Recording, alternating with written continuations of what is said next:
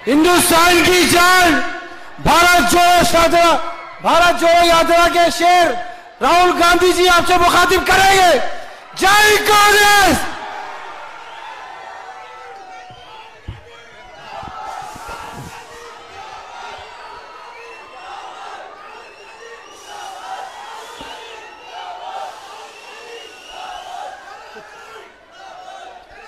केसी वेणुगोपाल जी,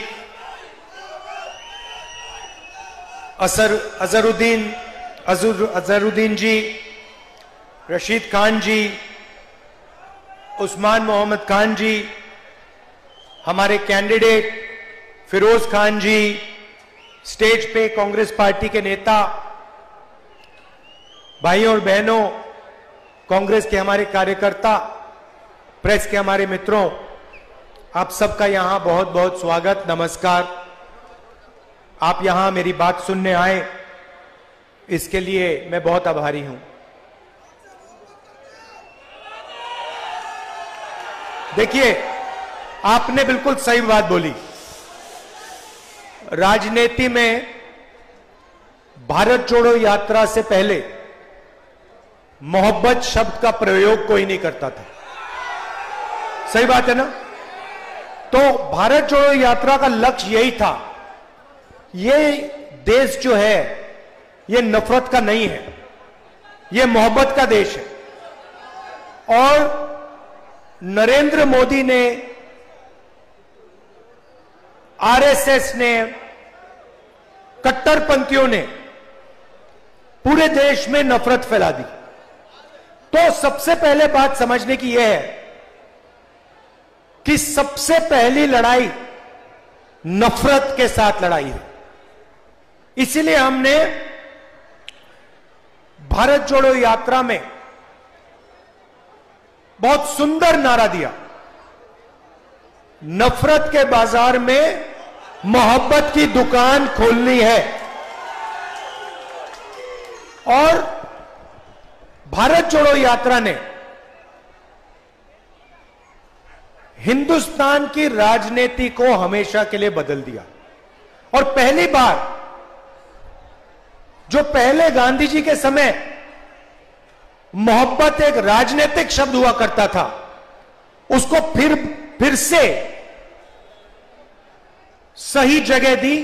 राजनीति में मोहब्बत को हम आगे लाए। अब देखिए, मैं नरेंद्र मोदी से लड़ता हूं, उनके दिल में जो नफरत है उससे लड़ता हूं, उनके क्रोध से लड़ता हूं। मेरे ऊपर 24 केस है, ठीक है, 24। एक असम में, गुजरात में, उत्तर प्रदेश में, बिहार में, महाराष्ट्र में, हर जगह मेरा कोई ना कोई केस है। कभी मुझे कोर्ट यहां बुलाता है, कभी वहां बुलाता है, कभी यहां ले जाते हैं। उसके बाद जेल का सेंटेंस हो गया। पहली बार डिफेमेशन के लिए 2 साल की सजा मुझे मिली, ठीक है। उसके बाद मेरी लोकसभा की सदस्यता रद्द कर दी। यह सब आप जानते हो ना? उसके बाद मेरा जो सरकारी घर था वो उठा के ले गए। मेरा जवाब भी आप जानते हो, मुझे आपका घर नहीं चाहिए, ले जाओ उठा के अपना घर, मुझे नहीं चाहिए ये घर। मेरा घर उस इमारत में थोड़ी है, मेरा घर हिंदुस्तान के करोड़ों गरीब लोगों के दिल में है। मुझे तुम्हारे घर की क्या जरूरत? तो ये मैंने बोला।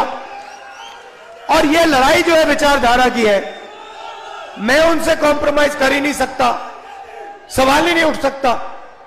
ना नरेंद्र मोदी मुझसे कॉम्प्रोमाइज करेगा, ना मैं उससे कॉम्प्रोमाइज करूंगा। विचारधारा की लड़ाई है। सालों से मेरा परिवार ये लड़ाई लड़ रहा है। जवाहरलाल नेहरू, इंदिरा गांधी, राजीव गांधी, सोनिया गांधी, मैं और प्रियंका। अब मैं आपसे सवाल पूछना चाहता हूं, मेरे ऊपर 24 केस, ओवैसी के ऊपर कितने केस? एक भी केस नहीं। मेरे ऊपर ईडी, सीबीआई, जो भी एजेंसी है वो 24 घंटा मेरा पीछा करते रहती है। ओवैसी जी के पीछे कौन सी एजेंसी है? ना ईडी, ना सीबीआई, ना इनकम टैक्स। खुला रास्ता दे रखा है नरेंद्र मोदी जी ने। तो सवाल उठता है कि ओवैसी जी पे एक भी केस क्यों नहीं? ओवैसी जी की सदस्यता रद्द क्यों नहीं हुई? ओवैसी जी का घर क्यों नहीं लिया गया?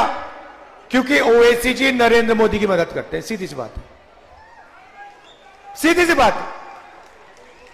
मैं आपको बताता हूं, असम में चुनाव होता है, एक तरफ बीजेपी, एक तरफ कांग्रेस पार्टी, वहां पे एमआईएम का कोई वोट नहीं है। एकदम एमआईएम आती है, बीजेपी से कैंडिडेट की लिस्ट लेती है और कहती है भैया हमें बताओ आपके लिए कौन से कैंडिडेट हम खड़ा करें। और जो बीजेपी कहती है वो सारे के सारे कैंडिडेट्स एमआईएम असम में खड़ा कर देती है। महाराष्ट्र में, असम में, राजस्थान में, मध्य प्रदेश में, छत्तीसगढ़ में, गोवा में, जहां भी ये कांग्रेस पार्टी को डैमेज करने का काम कर सकते हैं और बीजेपी की मदद करने का काम कर सकते हैं, ये हाजिर हो जाते हैं, खड़े हो जाते हैं वहां पे सामने, ऐसे सैल्यूट करते हैं, कहते हैं मोदी जी हमें बताइए कौन से कैंडिडेट देने, हम देते हैं, आपकी मदद करते हैं। तो ये लड़ाई हो रही है। देखिए मेरे दो लक्ष्य हैं। सबसे पहला लक्ष्य, बड़ा लक्ष्य, जो मैंने आपको पहले कह दिया, मोहब्बत का देश है, देश में नफरत को मिटाने का मेरा पहला लक्ष्य। अब वो काम पूरा करने के लिए नरेंद्र मोदी को दिल्ली में हराना होगा। उसके बिना यह काम नहीं किया जा सकता। और अगर हमें नरेंद्र मोदी को दिल्ली में हराना है तो तेलंगाना में केसीआर को पहले हराना होगा। भाइयों और बहनों, ये एक ही टीम है, ये 2-3 टीम नहीं है। यहां पे बीआरएस, बीजेपी और एमआईएम एक तीनों मिलकर काम करते हैं, तीनों मिलकर काम करते हैं। मुझे बता दो आपके चीफ मिनिस्टर पे कौन से केस हैं? सीबीआई है उनके पीछे, ईडी उनके पीछे, इनकम टैक्स डिपार्टमेंट उनके पीछे नहीं। सबसे भ्रष्ट सरकार चलाते हैं, मगर ना एमआईएम के पीछे, ना चीफ मिनिस्टर के पीछे कोई ईडी, कोई सीबीआई, कोई इनकम टैक्स डिपार्टमेंट नहीं। मुझे बताओ चीफ मिनिस्टर का घर छीना इन्होंने, नरेंद्र मोदी ने, उनकी सदस्यता रद्द की, चीफ मिनिस्ट्री से हटाया? नहीं, बिल्कुल नहीं। लोकसभा में जाओ, 24 घंटा बीआरएस के लोग नरेंद्र मोदी की मदद करते हैं। जीएसटी में मदद की, नोटबंदी में मदद की, किसान बिल में मदद की, जमीन अधिग्रहण बिल में मदद की। ड्रामा चल रहा है। बीजेपी उनकी यहां मदद करती है, ये उनकी वहां मदद करते हैं, और एमआईएम जहां भी बीजेपी है उनकी मदद करती है।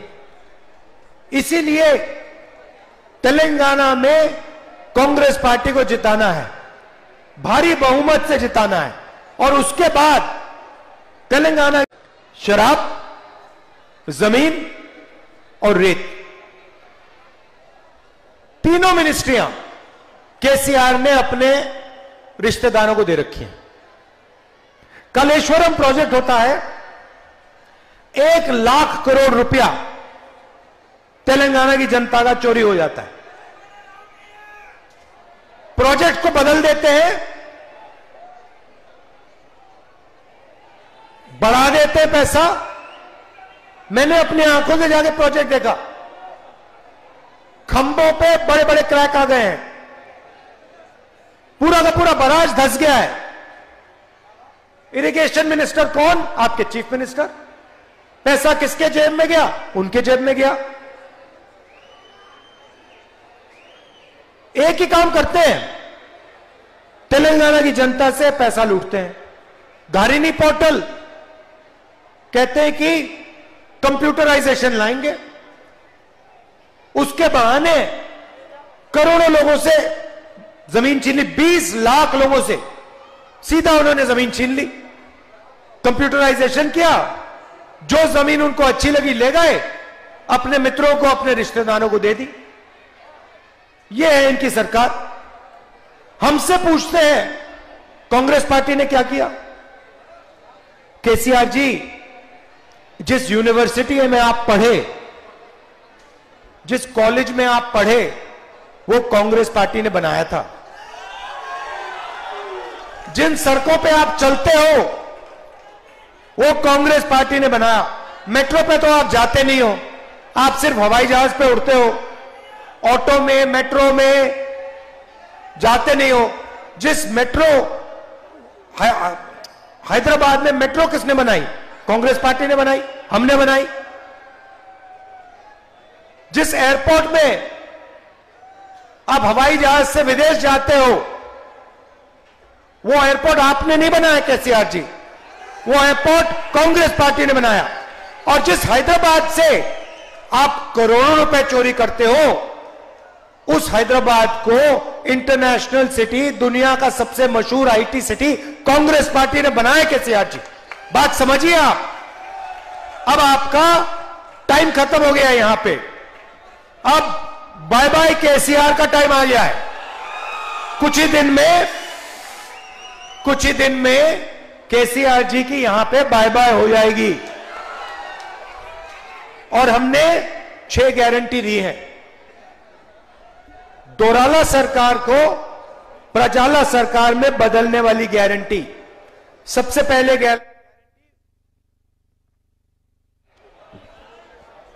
पहले गारंटी महिलाओं के लिए 2,500 रुपए हर महीने हर महिला के बैंक अकाउंट में कांग्रेस पार्टी डालेगी। उसके बाद गैस सिलेंडर कितने का है? 1200। 500 रुपए का आपका गैस सिलेंडर हो जाएगा। और महिलाओं को पूरे तेलंगाना में बस टिकट के लिए 1 पैसा नहीं देना पड़ेगा। फ्री में आप बस में पूरी तेलंगाना में घूमेंगे। यह पहला काम। दूसरा काम, रायता भरोसा स्कीम। 12,000 रुपए प्रति एकड़ हर किसान को, 15,000 रुपए प्रति एकड़ हर किसान को, 12,000 रुपए हर मजदूर को कांग्रेस पार्टी की सरकार सीधा बैंक अकाउंट में पैसा डालेगी। मुफ्त में किसानों को बिजली और 24 घंटे बिजली। तीसरा वायदा, इंदिरा अम्मा इंड्लू स्कीम। तेलंगाना में बहुत सारे लोग हैं जिनके पास घर नहीं है। आपके चीफ मिनिस्टर ने उनकी जमीन छीनी, उनका घर नहीं बनाया, झूठे वायदे किए। जिनके पास घर नहीं है, उन सबको कांग्रेस पार्टी घर बनाने के लिए 5 लाख रुपए देगी। गृह ज्योति स्कीम में 200 यूनिट फ्री बिजली के, 24 घंटा बिजली। युवा विकासम स्कीम में हर मंडल में Telangana international school, private school से अच्छा सरकारी स्कूल, जिसमें हम हाई क्वालिटी की अंग्रेजी सिखाएंगे। तेलंगाना के हर बच्चे को हम इंग्लिश सिखा देंगे कि आप आईटी सिटी का फायदा आपको भी मिले। यह नहीं कि सिर्फ अदानी जी के बच्चों को आईटी सिटी का फायदा मिले। तेलंगाना के हर युवा को, हर बच्चे को आईटी सिटी का फायदा मिले, अपना बिजनेस चला पाए, फॉरेन टूरिस्ट से बात करे, फॉरेन कंपनीज में काम कर पाए। तो अंग्रेजी एक तरीके की चाबी है जो हम आपके हाथ में डालना चाहते हैं। चेवता स्कीम में 4,000 रुपए जो हमारे बुजुर्ग लोग हैं, जो हैंडीकैप लोग हैं और जो विधवा हैं, हर महीने सीधा 4,000 रुपए इनके बैंक अकाउंट में हमने डालने का काम करना है। देखिए, जो भी चीफ मिनिस्टर बनेगा, मैं साफ उसको एक बात कह दूंगा। मैंने सिद्धरमैया जी से बात बोली, बघेल जी से बोली, गेहलोत जी से, सुक्खू जी से, और वो ही मैं तेलंगाना के चीफ मिनिस्टर से कहूंगा। जितना पैसा केसीआर ने तेलंगाना के गरीब लोगों के जेब से निकाला है, उतना पैसा कांग्रेस पार्टी तेलंगाना के गरीब लोगों के जेब में वापस डालेगी। जितने रुपए उन्होंने चोरी किए, उतने हम उन्हीं लोगों को वापस डालेंगे, उनके जेब में वापस देंगे। भाई और बहनों, एक बात याद रखिए, हमारी लड़ाई नफरत, हिंसा के खिलाफ लड़ाई है। नफरत और हिंसा नरेंद्र मोदी और आरएसएस फैला रहे। ये लोग जो हैं, चाहे वो एमआईएम हो, चाहे वो केसीआर हो, ये बीजेपी की मदद करते हैं, देश में नफरत फैलाने लोगों की मदद करते हैं। इसीलिए सबसे पहले इनको यहां से हटाना है।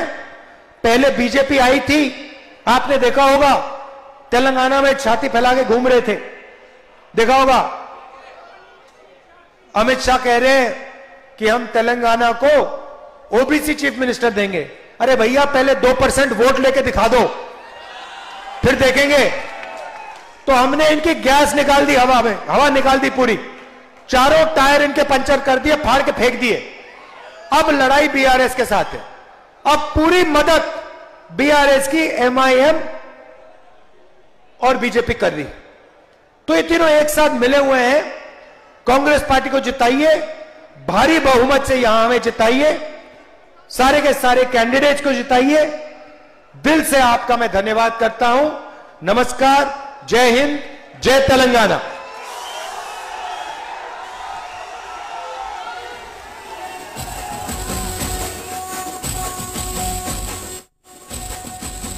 लाइक, शेयर और सब्सक्राइब जरूर कीजिए। Crime control news Hyderabad.